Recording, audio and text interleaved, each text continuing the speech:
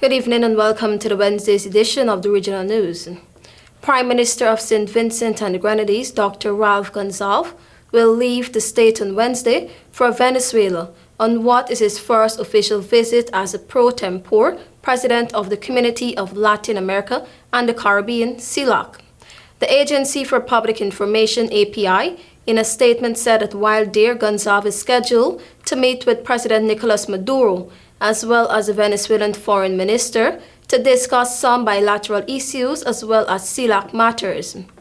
API said while speaking on a radio program, the Prime Minister said at the instant of President Nicolas Maduro, discussions will be held to advance a proposal for the development of the Caribbean Institution for Science, Knowledge and Technology for the 33-member CELAC grouping. And I quote, "I want to hear his more detailed proposal, at least framework, a more detailed framework," end of quote, said Gonsalves. The Prime Minister went on to mention that in relation to CELAC, all administrative agreements have been put in place, the work plan within the context of the Declaration of Buenos Aires. All those are being elaborated and lots of communication with different countries and areas on matters touching CELAC and those countries.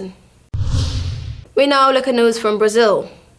Illegal gold miners blamed for causing a humanitarian crisis in Brazil's largest indigenous reservation are seeking authorities to help them leave, one of their leaders and a Brazilian senator said. Aware of an imminent military enforcement operation to evict them, Gilson Mesquita called on the government to airlift miners from the Yanomami territory or lift in no-fly zone to allow them to fly out on small planes from clandestine airstrip inside the reservation where mining is banned under the Brazil's constitution. More than 20,000 miners have occupied the reservation, bringing disease, sexual abuse, and armed violence.